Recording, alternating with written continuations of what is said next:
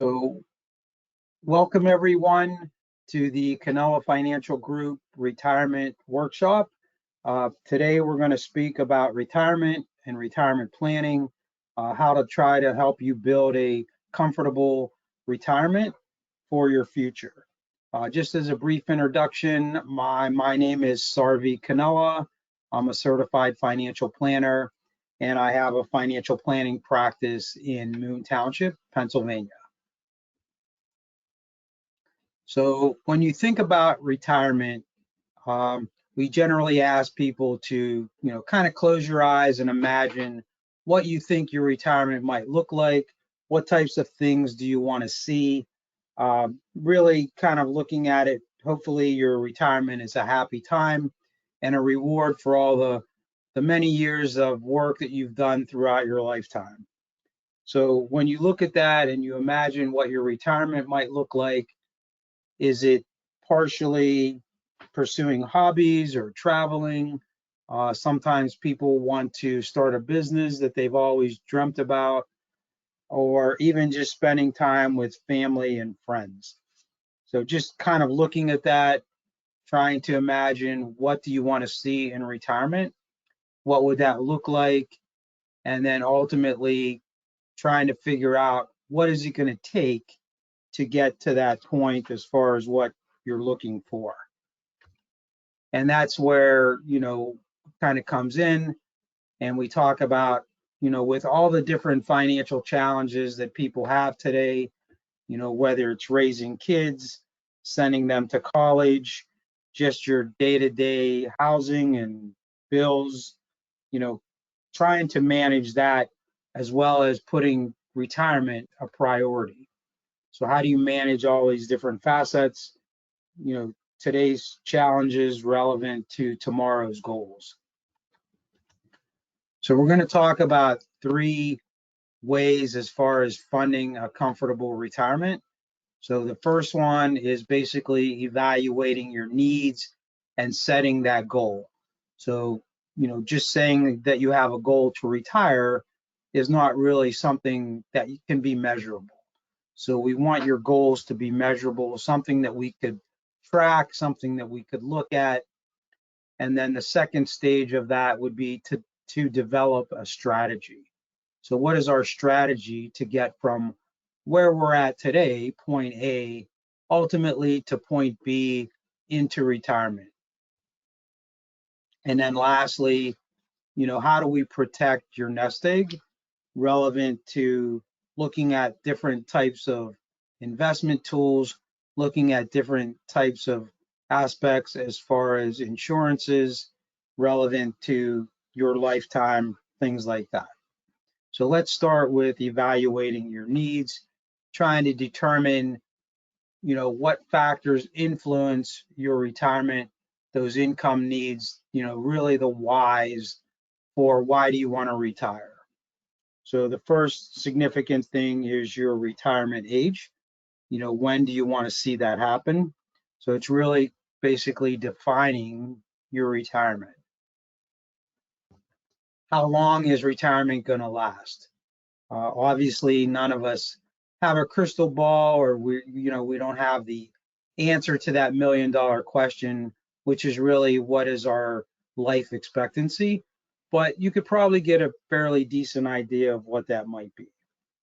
We'll talk a little bit about healthcare cost and how that affects people in retirement. We'll talk about a big factor called inflation. How does that affect you going through retirement? Looking at things as far as what they cost today versus what they may cost in the future. And then lastly, looking at your lifestyle, what again do you want that to look like in retirement? So retirement age, some factors to consider relevant to that. If you do decide that you want to retire early, then you're obviously going to have a shorter time period to accumulate funds to do that, as well as your retirement will potentially last a little bit longer, and those dollars are going to have to last throughout your lifetime. Another big factor in looking at retirement age are things like Social Security and Medicare. So Social Security, you're not eligible for that until age 62. And if you think about the definition of full retirement age for Social Security, that's generally somewhere between the age of 66 and the age of 67. So if you do decide to take your Social Security benefits early, those benefits would be reduced. Looking at Medicare eligibility, that doesn't begin until age 65. So if you work for an employer and you're covered through that employer plan, if you decide to retire earlier than age 65, you may not have any coverage as far as health insurance.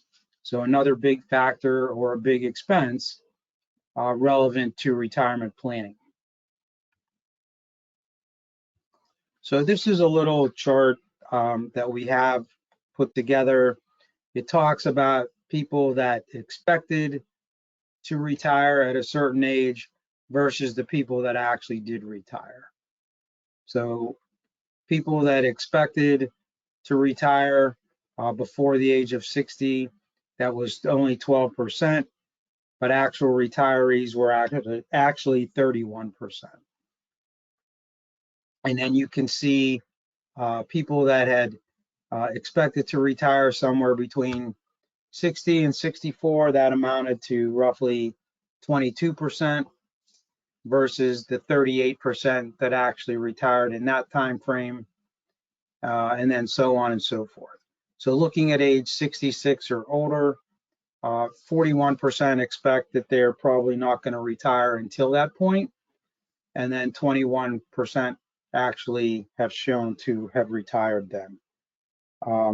So again, some of these factors as far as deciding when to retire may not necessarily always be in your control either.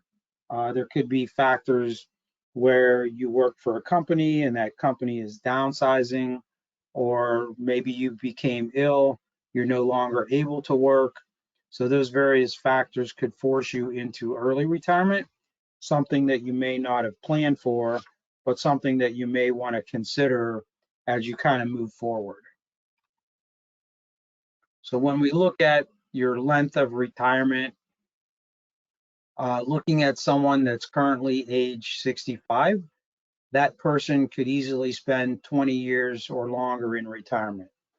Because when we look at average life expectancy, relevant to a man, his probability of living to age 85 is about 55%.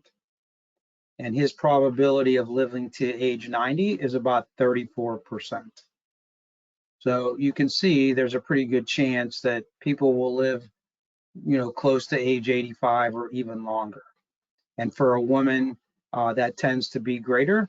So most women have a 66% chance of living to age 85 and almost a 50% chance of living to age 90.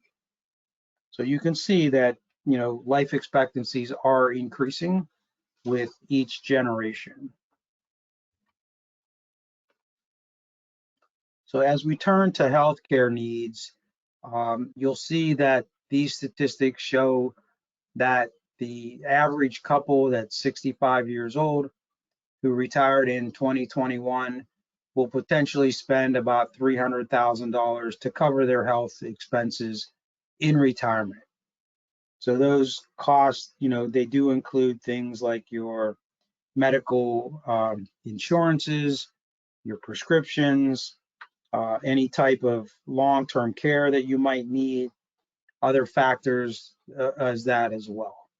So when you compare these healthcare costs, generally they have actually been a little bit higher than inflation, except for in recent, in the last 2 years or in 2022 and 2021, inflation actually outpaced those healthcare costs. And that's only due to the dramatic rise in inflation that we haven't seen since 1980 or, in the early 80s. So when we look at that relevant to healthcare, kind of ties into things like inflation as well. So relevant to inflation in and of itself. So if you look at what things cost today, or the average cost of items today, if we project that out into the future, just 20 years, and we use an inflation rate of 3%, you can see that most of those expenses will typically double over that 20-year period. So just in general, thinking of that perspective, most of your expenses over that 20-year period will probably double. So again, a big factor that people kind of underestimate, which you really need to think and consider when you're putting your retirement plan together.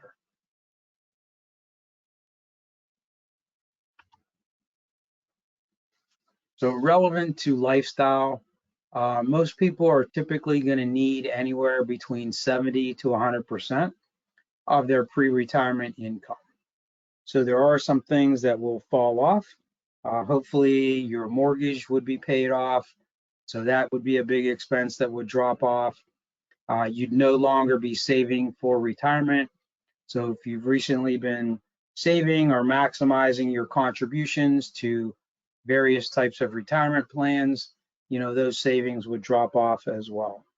But for most people, if you want to maintain your standard of living, maintain that lifestyle, it's probably going to take somewhere between 70 to 100% of your pre-retirement income. So let's take a look at, what are some of the possible sources of income that you might have for retirement.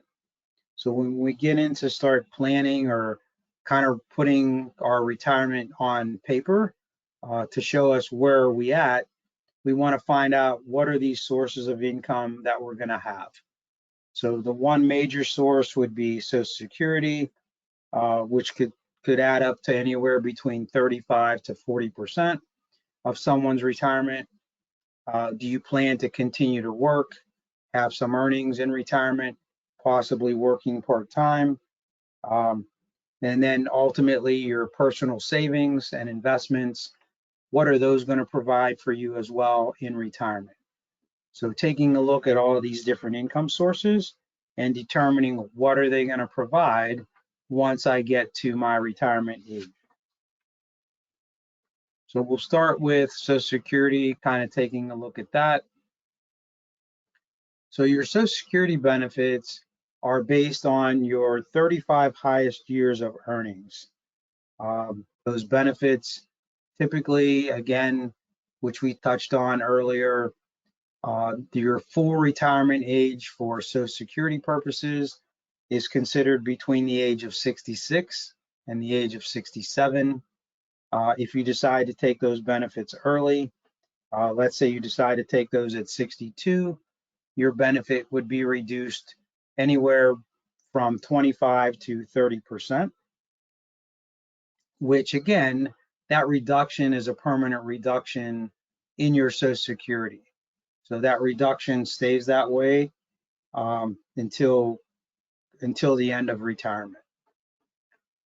Statistically, again, Social Security is probably going to replace somewhere between 35 to 40% of your pre-retirement income on average. So the estimated average monthly benefit in 2023 is typically about $1,800 per month. We typically recommend that you go on to the Social Security website and set up what's called My Account, where you could create your own personal account. You could view your estimates and you could get those Social Security benefits online at any point that you'd wanted to try to get an estimate for that.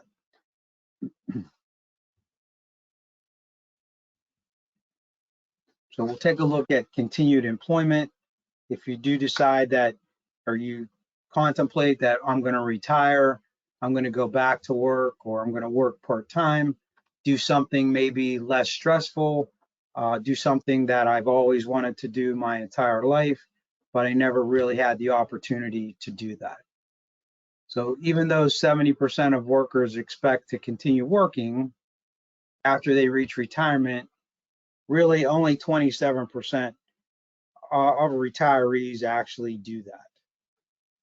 So again, if you are really planning on doing that, you probably may want to prepare for the unexpected event that you may not really go to work after retirement, or you should really plan for that to, you know, go to work because you want to, not because you have to. So put yourself in a financial position where you're financially independent enough to say that, yeah, I want to go to work, I want to be around people, I want to do different things every day. Um, you know, make that a choice, not something that you have to do. So we'll talk about your personal savings and investments. Two very important aspects that we look at are what are called tax deferred investments and taxable investments. So typically most of the tax deferred investments that you have are typically work-based retirement plans, such as your 401k or 403b account, then personal savings that you may have in an IRA account or Roth IRAs, and even looking at things like annuities. And then taxable investments would be things like stocks or bonds or cash type investments, mutual funds, exchange traded funds, these ETFs. So even though those investments could be inside your various tax deferred vehicles, these investments for our purpose today, we're talking about them in the sense that they're after tax type investments and they're not tax deferred.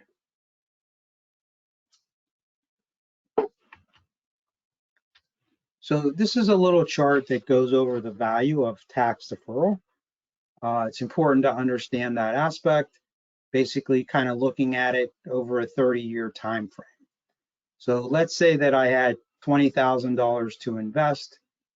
I'm going to split that investment, $10,000 into a tax deferred account and $10,000 into a taxable account. So with the hypothetical illustration, that taxable account, we're taking money out of that taxable account each and every year to just pay for the taxes that are owed on it. And we're also assuming that we're getting a 6% annual rate of return on both accounts. And we're going to assume that our tax rate is 24%. So if we were to invest that $10,000 over the next 30 years at that 6% rate of return, our taxable account would be worth roughly $29,000 and our tax deferred account would be around $57,000. So even the after-tax account or the tax deferred account, if we were to withdraw all of those funds, all of the $57,000 at that current tax rate of 24%, we'd still have an after-tax net amount of a little over $43,000. So you can see the power of tax deferral and how that helps to grow your investments over long periods of time due to that compounding interest.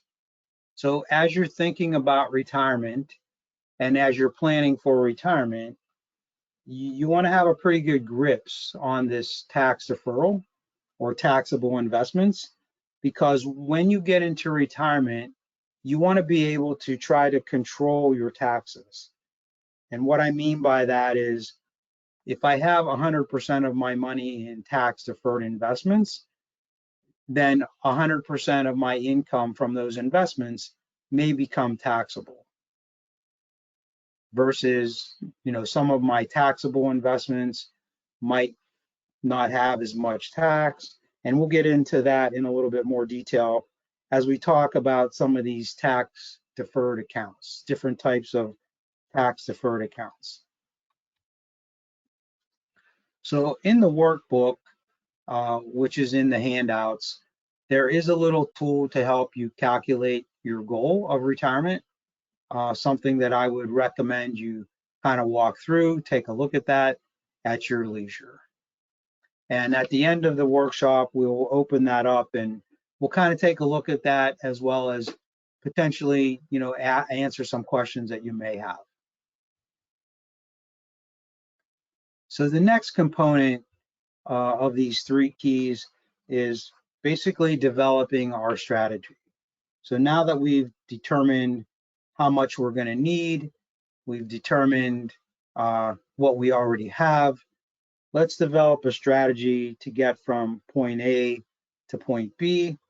And we'll look at that, relevant to some of the tools that we're going to talk about, some of these different investment tools or investment options. So we touched on your work-based retirement savings plans. So those savings plans, again, would be similar to a 401k plan, a 403b that you might have. So with these retirement plans, the contributions are pre-tax contributions. And I'll get into also talking about the Roth component as well, if you do have that.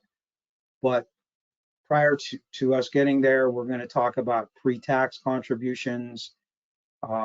Their tax deferred accumulation. So with regard to our previous information on the power of that tax deferral, so your funds are accumulating tax deferred. There's no income tax due on that accumulation or those earnings until you take the money out. You might possibly have the benefit of an employer matching contribution. So for example, let's say your employer matches you 6% on every dollar that you contribute up to that 6%. So if you put in 6% into your 401k plan, then your employer is going to match that by 6% as well. So it's important to try to understand that. And it's important to also take advantage of that. Because if you're not taking at least advantage of that matching contribution, you're really leaving a lot of money on the table. So with these plans, there's typically annual contribution limits. So for 2023, the maximum annual contribution is $22,500 and your catch-up limit is $7,500. So the catch-up limit refers to people that are age 50 or older. So if you're age 50 or older, you have the ability to put in an additional $7,500, or you could actually put a total of $30,000 into your retirement plan. So it's a good aspect, if you are trying to catch up from maybe years that you didn't participate in the plan, then it's a good idea to, if you're able to try to maximize those contributions. So with these plans, your employer may have the option for you to use a Roth contribution. So with Roth contributions, these funds go in after tax. The funds grow tax deferred until they're withdrawn. And if the withdrawals or the distributions are classified as what's called qualified, then the distributions would be free from federal income taxes. So in order to be qualified or to be classified as a qualified distribution, you have to meet the 5-year holding requirement, which means that the funds from the start date that you used the Roth contributions would have had to have been in the account for 5 years. So that doesn't mean as you're making contributions, each of those contributions has a rolling 5-year period. That 5-year period only starts at the very beginning, and then any contributions after that are still tied to that original contribution. So the other aspect is you have to have a qualifying event, and one of those qualifying events would be reaching age 59 and a half, which for most people in the retirement planning That's kind of the main qualifying event versus being disabled, and the other qualifying event would be death. So which none of us want to kind of look at that. We're relevantly trying to look at retirement plan. Okay. And then you could also have what are called non-qualified distributions, which would be taxable.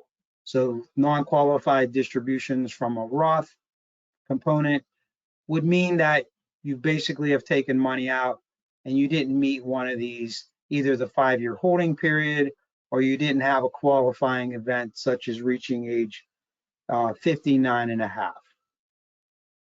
So again, determining your goals and your personal situation.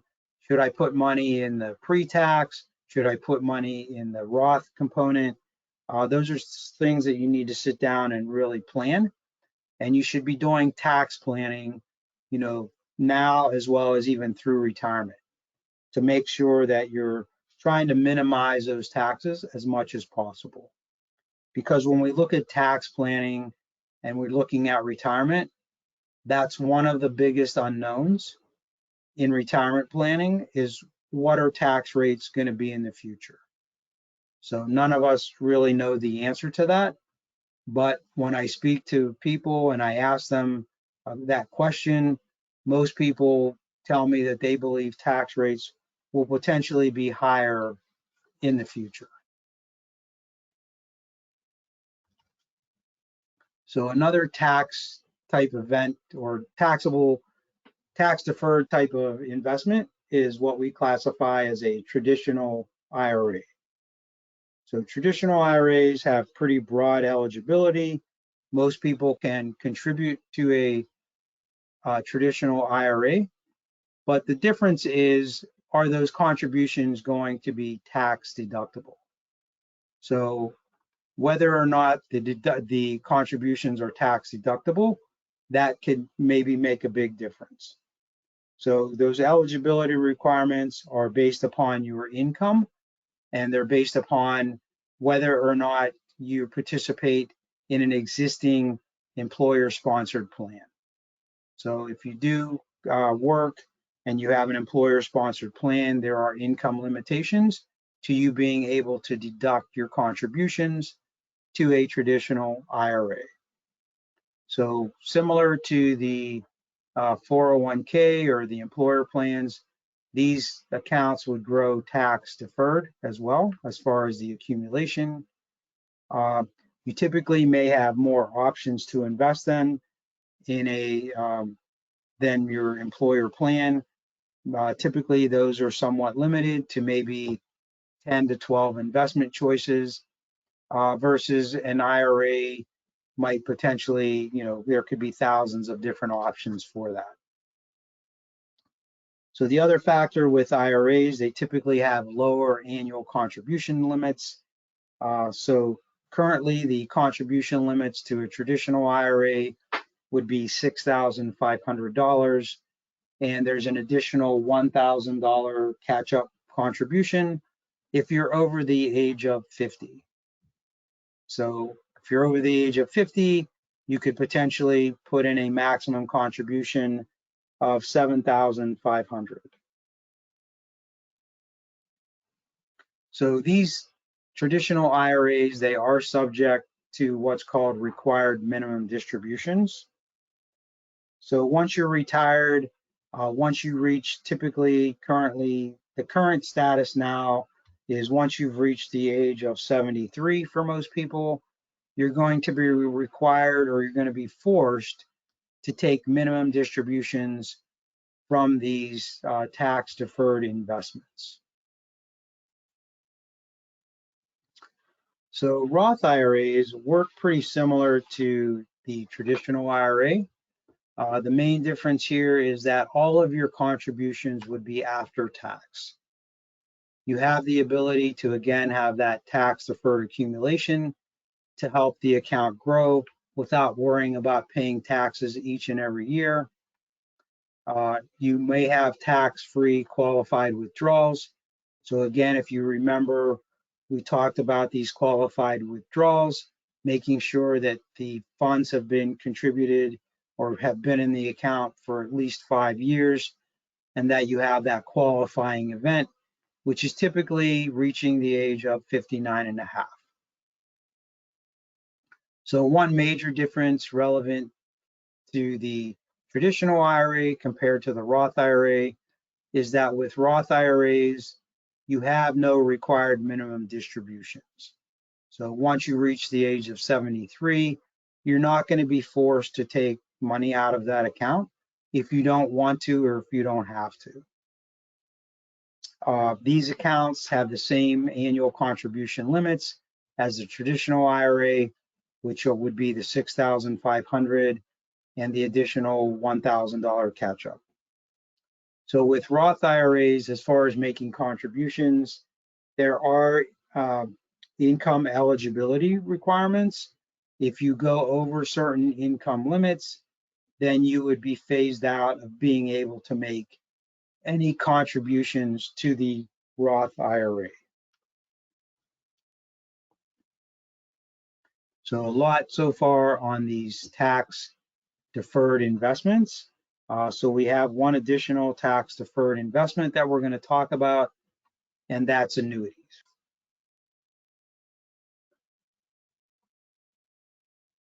So for our discussion today, we're going to talk primarily about what are classified as non-qualified annuities. So you could have annuities, and you can have them inside of an IRA or under that IRA tax deferred wrapper.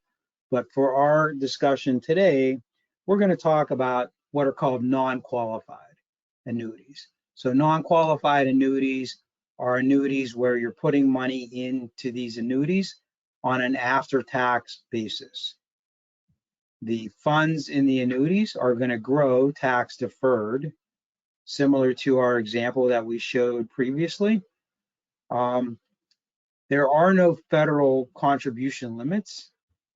So irregardless of how much money you make, there is no limitation relevant to being able to put money in, nor are there those federal contribution limits as far as, for example, on the 401k, we saw that there was a limit of that 22,500 or 30,000 if you're over the age of 50, and the same relevant to the IRA contribution limits, which are 6,500 or 7,500 if you're over the age of 50. With annuities, you have no mandatory distributions, as far as the required minimum distributions, which we talked about on the traditional IRA and the traditional 401k or the pre-tax 401k. So with annuities, you can potentially have guarantees with those. Those guarantees are typically around what are called fixed annuities. And those guarantees, they're not based upon the FDIC insurance from the federal government or any other government agency. These guarantees are backed by the claims paying ability of the issuing insurance company, because these annuities are really a contract between you and an insurance company that is setting them up on your behalf. So we'll talk about three different types of annuities. The first type of annuity is what's classified as a fixed annuity. And the main reason that it's called fixed is because it provides a guaranteed rate of return. Your investments are guaranteed not to lose any value, and they're guaranteed to earn a fixed rate of return over that period, over the time period that you may have purchased that annuity for. The second type of annuity is what's called a variable annuity. So with a variable annuity, just think of it as an investment similar to your 401k, where you would have various different investment options or choices within the annuity. So you could have investment choices that are conservative, and you could have investment choices that are aggressive. and anywhere in between there. So it's your responsibility to pick and choose those various types of investments that you may be looking at inside of a variable annuity. So an indexed annuity is kind of a combination of the fixed and the variable. So it combines the two into one. It provides you some guarantees, but it also provides some potential gains tied to an index, subject to potential caps or different relevant things within the annuity. So the indexes that these annuities are tied to are typically things like stock market indexes, bond type indexes, various indexes like that. So for example, the S&P 500 is a stock index which is comprised of the 500 largest companies in the United States. Okay, so that could be your index could be tied to the S&P 500. It could provide you with a, you could earn up to a maximum of, let's say, 10% versus not losing any money if the S&P 500 were to go down. Okay. So the important factor is if this is something that you're deciding on or looking at relevant to different types of annuities or different types of these contracts, is you want to know and understand what the features and benefits are before you were actually purchasing one of them, because they can become very complicated. So you definitely want to make sure that you understand them. So we'll talk about taxable investments. And again, we're going to talk about these taxable investments from the aspect of them being after tax. So the main three categories of taxable investments are stocks, bonds, and cash type alternatives, such as certificates of deposits, money markets, things like that.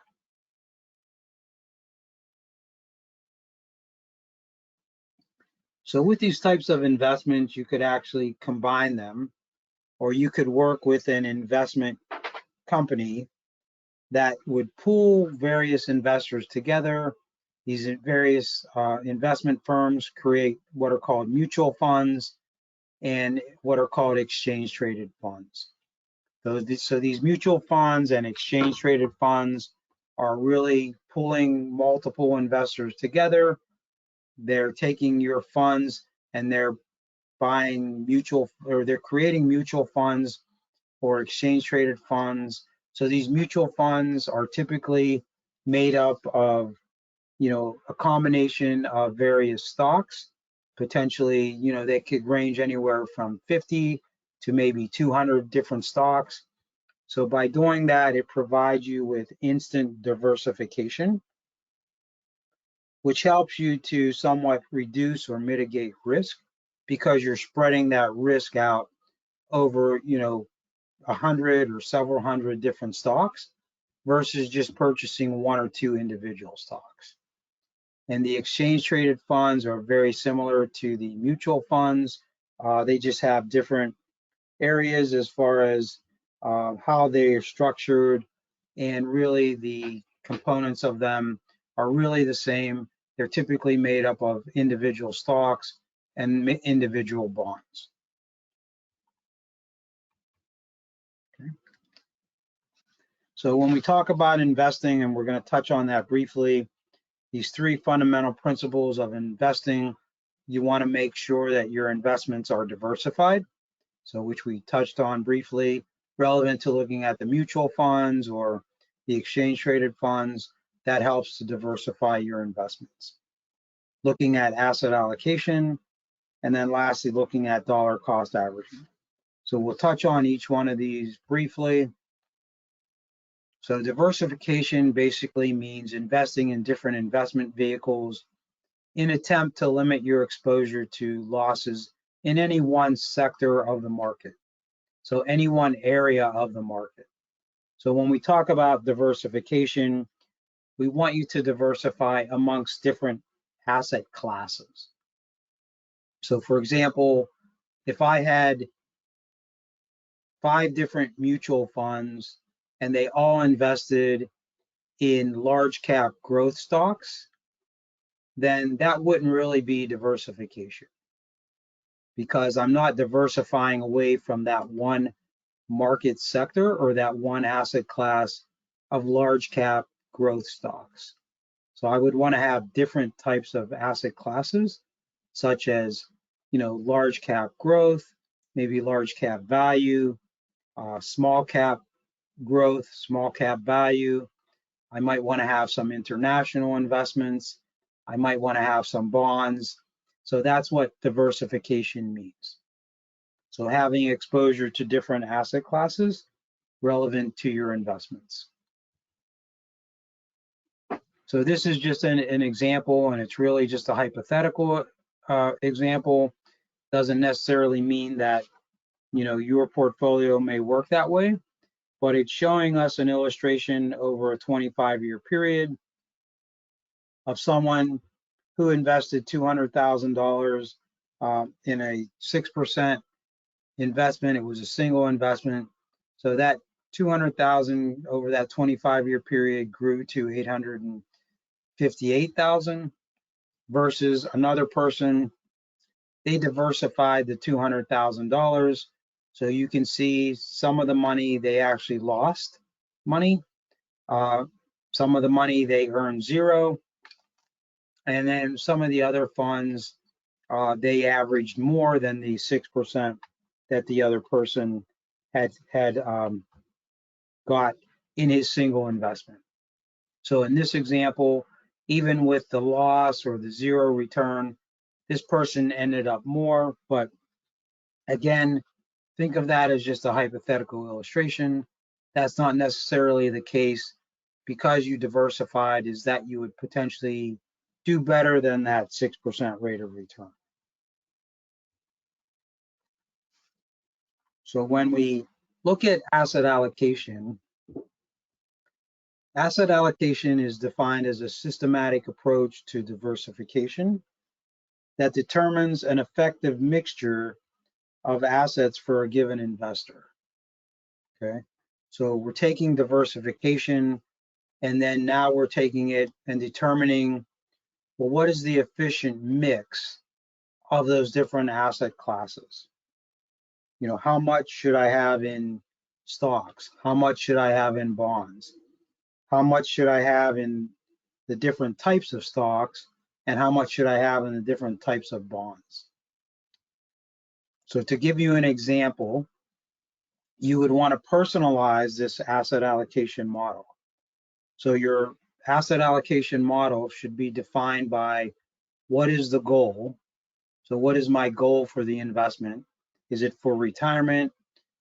Is it for something else? What's the time frame? So how long am I going to have this investment? So even if I'm investing for retirement, and if let's say I'm 65 already, then I still want to make sure that my time frame, hopefully again, my retirement is going to last for at least 20 years, maybe 25. So when I think of my asset allocation, I need to think of it from that time frame, that some of my assets still have to be allocated for that longer period of time. And then lastly, what is my personal risk tolerance? So, irregardless of your age, some people's risk tolerance may be very low, and other people's risk tolerance just may be very high. So when you take a look at all these various factors, you can kind of computate what your asset allocation model might look like. And to give you an example of that, this is an example of a conservative asset allocation where someone may only have 30% in stock. They might have 30% in bonds and 20% in cash type alternatives. So they have very limited exposure to the stock market by only having that 30%. And you can see from 2003 through 2022, it gives us what the best year was in this portfolio, again, based upon those indices. The best year was roughly 21%, and the worst year was minus 16%. And it gave us an estimated, or it gave us an annual return over that period of time of 6.23%. Okay. So again, kind of taking a look at the difference between a conservative portfolio versus, let's say, something more aggressive. So a more aggressive portfolio, again, over that same time frame, you might have 75% in stock and 20% in bonds and 5% in cash alternatives. So you can see with this asset allocation, the best year was 28%, which was much higher than the other one. However, the worst year was minus 30%, which was almost double what the worst year was on the other one. So you're going to have a lot more what's called volatility as far as swings up or down within the market by having a more aggressive portfolio. But as you can see over that same time frame, the average annual return was roughly 8.8% versus the previous return was about 6%. Okay, so a little more than 2% more of a return, which doesn't sound like a lot, but when you look at it over a 20-year period, can be fairly substantial. Okay. So again, within your workbook, there's a page in there. It's called a risk tolerance questionnaire. You can go through that questionnaire. It's really only about 5 questions.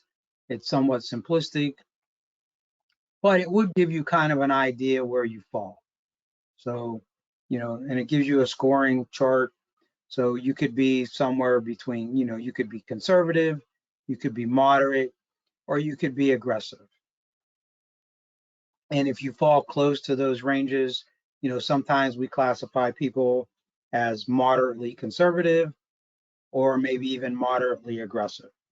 So you could have more than just 3 classifications of risk.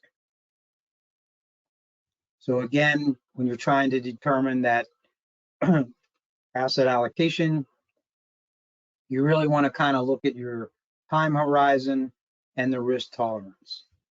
So you can see that, the difference between stocks and bonds and treasury bills, which are classified as that cash alternative, you can see the fluctuations going from 1998 through 2022, the various years where the market dramatically went down versus the years where the market dramatically went up. And then over that period of time, it gives us what these indices average returns were. So the stock, that indice is based on the S&P 500. So over that period of time, it received an average of 7.64% versus the bonds averaging 4.85, and then treasury bills only earning 1.7%. So if you think about even the treasury bills, even knowing that they're fairly safe and pretty secure, they earned only 1.71%. So when we tie that to inflation, which if we're assuming inflation to be on average around 3%, you can see that you're actually losing purchasing power, or you're losing money safely by having, very much money in those safe places. So again, trying to understand risk and volatility, the other factors to consider. So volatility can be a measurement, and it's measured by what's called standard deviation. So that standard deviation can fluctuate fairly dramatically from one asset class to another. So let's look at our third investment strategy called dollar cost averaging. So it's basically a strategy that involves investing a set amount on a regular basis at regular intervals uh, on an ongoing basis. Okay. So similar to if you have a 401k plan, you're actually doing dollar cost averaging without even thinking about it. So each and every pay period, money comes out of your pay, that money goes or is directed into your 401k plan, and then purchase the investments that you have set up. So whether that's bi-weekly or monthly, those investments are going in at regular intervals on an ongoing basis. So that's a simple way of doing dollar cost averaging. And here's a good example of that. So this is a person, they had $100 to invest, or they had $100 per month to invest. So you can see over the next 5 months, they were investing that $100. Each month, it gives us what the market share price was. So you can see in the first month, that price was $6 per share. So they were able to acquire 16.7 shares. The next month, the price went down to $3. So we actually were able to acquire 33 and a third shares. The third month, the price went back up to $4. So we purchased 25 shares and so on and so forth. So you can see at the end of the 5 months, our prices that we paid were added up to $26. And if we took that $26 and we divided by 5, we would get an average share price of $5.2. Okay. However, if we take the number of shares that we acquired, which was 107.5, and we divide that by the $500 that we invested, we actually get an average share price of $4.65. So you can see that dollar cost averaging works in your favor, relevant to capturing these market fluctuations. So when the market does go down and you're investing, that's actually a good thing because you're actually buying more shares at lower cost.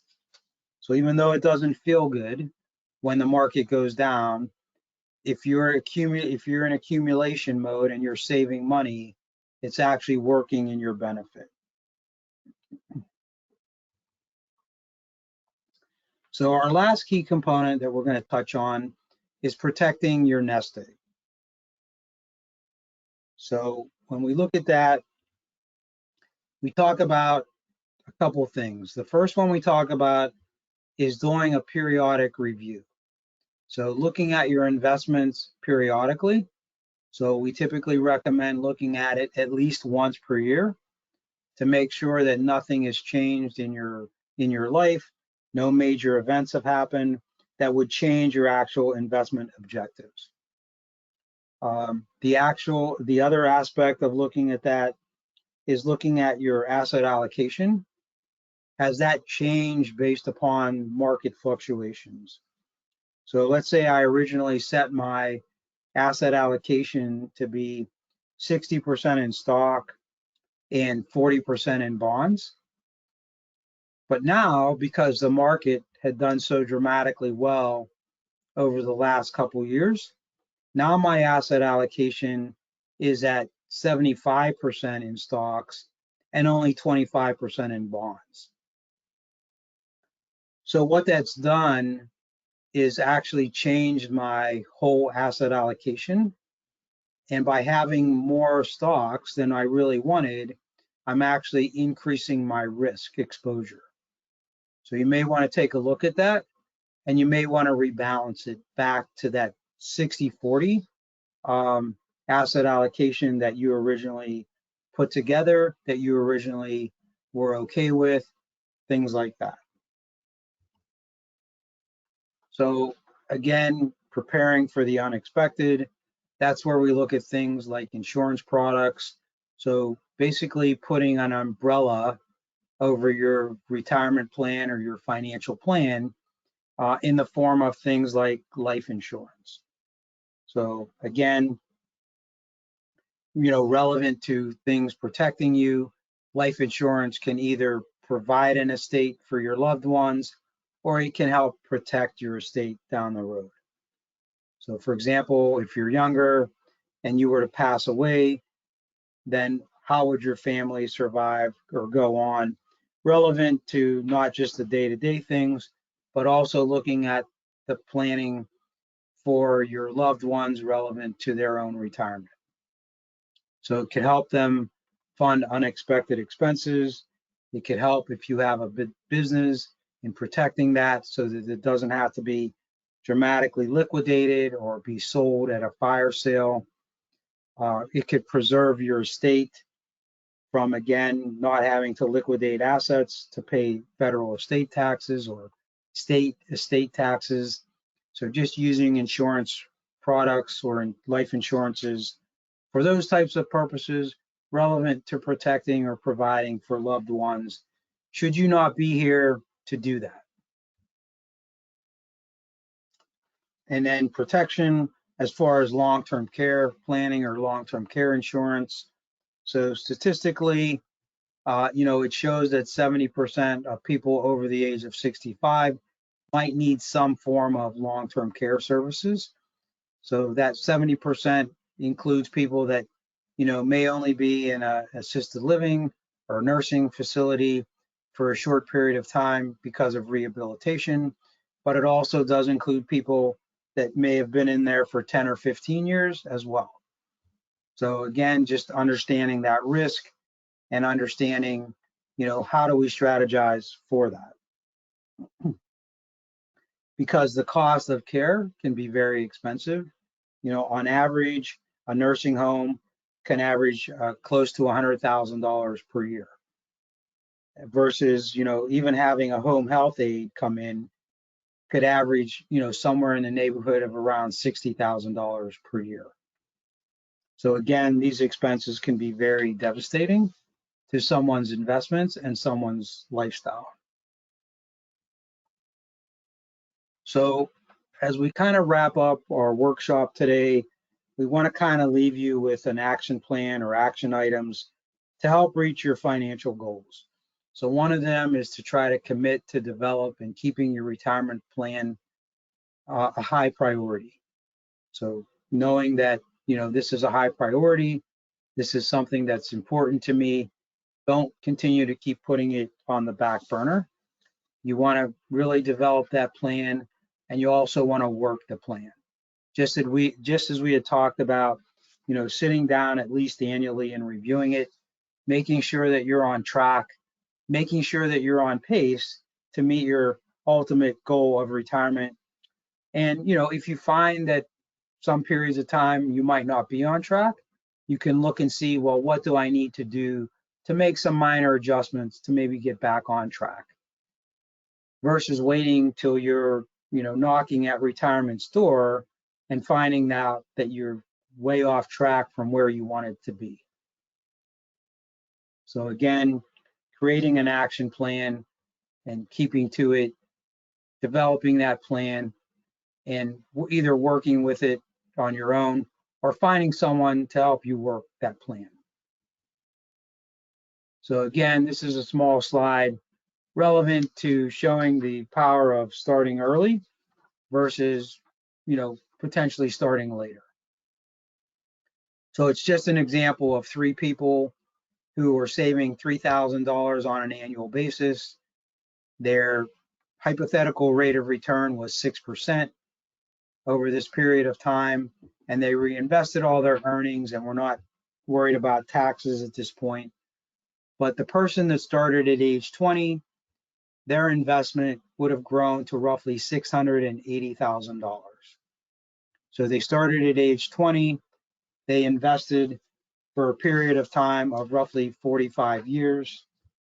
So you can see that they only invested $3,000 per year. So over that 45-year period, They only invested 135,000, but because of that compounding interest and that long period of time, that total investment of the 135,000 actually grew to 680,000. And then the second person, they began at age 35. You can see they ended up with 250,000. And then our last person, they started at age 45. They ended up with 120,000. So let's say my ultimate goal for retirement was I needed 680,000 and I'm starting at age 35. Then I would need to do one of two things. I would either need to save more money than the 3,000 per year, or I would need to get a higher rate of return, which means I would need to take a higher degree of risk, or I could do a combination of both of those to try to get to that $680,000. So again, pretty important component. But again, no matter where you're at, or no matter where we're at today, we still need, it's still important to plan, and it's still important to be diligent in that planning. So relevant to looking at, putting your knowledge to work, putting your plan to work. You can obviously do it yourself. You could work with us, which would be, more than happy to sit down with you, kind of review your situation, try to help you understand the pros and cons of working with a professional and having that professional guidance and knowledge. And lastly, you could procrastinate. So hopefully we know that none of you are procrastinating, because otherwise you wouldn't have taken this class. We know that you're diligent. We know that retirement is important. So we thank you for attending this class. We look forward to you potentially looking at other classes that we offer. So again, thank you for registering for the class and taking this class. We look forward to visiting with you. We look forward to having you on other of our classes. So with that, I'll conclude the workshop for today.